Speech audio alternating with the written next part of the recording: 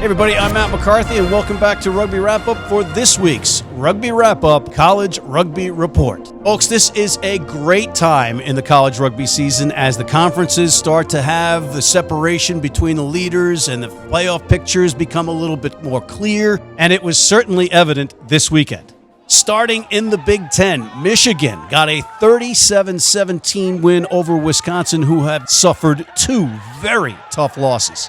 Indeed, center Brian Flowers came up smelling like roses with 2 tries in a 15-0 run to start the game off for the Wolverines. They would continue to dominate throughout the game and even got some great support from their subs as Samuel Glassberg and Alexander Lecter got their first tries as Wolverines, with Alexander the Great scoring but 2 minutes into his substitution for prop Brendan Walker. Talk about an immediate impact from a freshman. Kudos, Alex. Other games in the Big Ten saw Indiana and Ohio State padding their stats with hefty victories over their opponents. That battle for the mitten matchup between Michigan State and Michigan looks very likely right now, but Ohio State will be on upset alert as they still face the Badgers and Spartans to finish conference play. Would you believe me if I told you that the East didn't have a close game this week? Well, you should, because Army and Kutztown both came away with easy victories.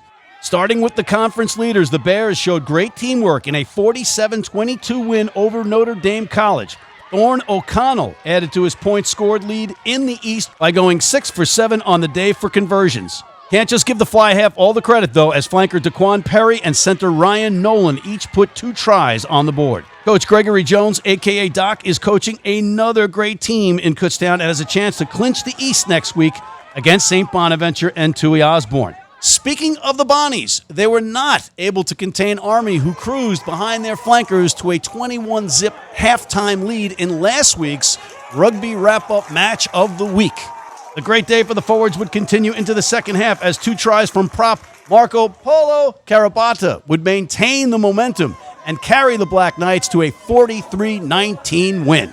In the Liberty Conference, because of public demand, we followed an exciting Fordham versus Fairfield battle of the Fs. Fordham had a statement game as they recovered from a tough loss last week to American International in a 36-32 thriller that left Fairfield legend and my cousin Robert Doc Hines in tears. The entire front row would get themselves in the try zone with prop Jack Brennan even scoring in both halves and solidifying an overall great week for forwards around D1A. Now Fordham looks ahead to a big matchup versus division-leading Northeastern. Moving to another Liberty Conference team. While not a conference game, Iona and Notre Dame put on a great show in front of a standing room-only crowd at Iona. I was there. It was unbelievable. We had dignitaries like Dan Lyle and Brian Hightower, and you had the smooth stylings of John Broker and Greg Gilliam, along with Nick Civetta, fresh off his Japan World Cup tour with the Eagles in the ESPN Plus booth. And if that doesn't tickle your fancy and tell you that the college game and rugby in general is growing in the United States, how about the fact that Connor Buckley, the scrum half star and key to the offense for the Gales, went down with an injury but 2 minutes into the match and was replaced by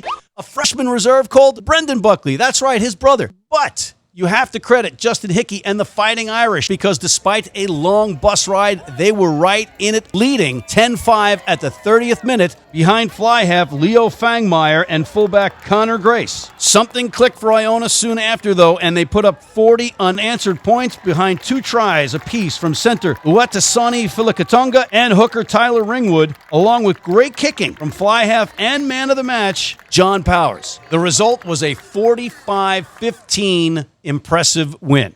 And we spoke with Mr. Powers in our College Rugby Player of the Week segment. Check this out. John Powers, senior, philosophy major. John, you were chosen man of the match by 2 heavyweights in the audience here today, none other than Dan Lyle and Brian Hightower. What was the thing that surprised you the most about the Notre Dame defense? Notre Dame was very aggressive on defense. They shot heavy from the outside, which we weren't really ready for in the first half. Second half, we kind of gathered our game plan together and took a lot of inside balls, ran sharper angles, and kind of picked them apart from there. Yeah, you talked about the tightness of the match. Did you guys look at each other on the field and change the game plan on the fly? I think it took us our halftime break to realize that we had to change the game plan. We really rallied around our scrum half, Connor Buckley, who couldn't play because he had a concussion in the first 5 minutes of the game. His little brother stepped in, and we believed in him fully, and we really, pulled it together in the second half. So you went from one Buckley to another Buckley? Absolutely. You are an American fly half of note, which is rare in these parts. Where did you start playing rugby and why? Rockaway Beach, it's just a big rugby town. I started playing when I was about 9 years old, and I just really carried on from there. I haven't stopped playing since I was 9. Do you have a favorite fly half in professional rugby? Bowden Barrett, without question. And did you watch any of the World Cup? I did. MLR, do you have a favorite MLR player? I like watching Cathal Marsh because he's undersized like I am. He's an Irish boy himself, but other than that, no, I wouldn't say so. Professional rugby career? If possible, absolutely. As a philosophy major, if a plane crashes on the border of Scotland and Wales, where do they bury the survivors? Wales. Is that your final answer? Yes. All right, Mr. Powers, thank you, and congratulations on being the Rugby Wrap-Up Man of the Match. Appreciate it. Thank you very much. Next up, we have some great matches coming up.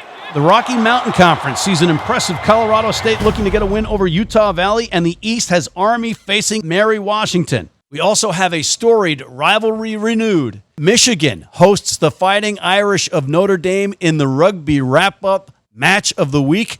Tough one to pick, but I'm going with the Wolverines. Finally, we wanted to mention an amazing performance from Texas A&M as they secured a spot in the National Sevens Championship. They did so by placing first in the 2019 Red River Sevens. Alumni Travis Norman was the one that tipped us off to this tournament on Twitter. The Aggies looked sharp throughout the tournament, winning Pool A over rivals Texas and Baylor. This would not be the last time they saw Baylor, however, as a rematch in the championship game saw these two teams battling until the last second.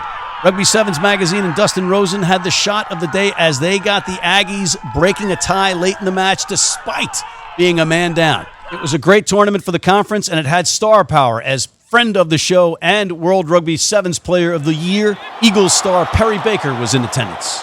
And seeing the inside of that stadium has us stoked for year 3 of Major League Rugby. And on that note, we are out of time. I'm Matt McCarthy with this week's Rugby Wrap-Up College Rugby Report from New York.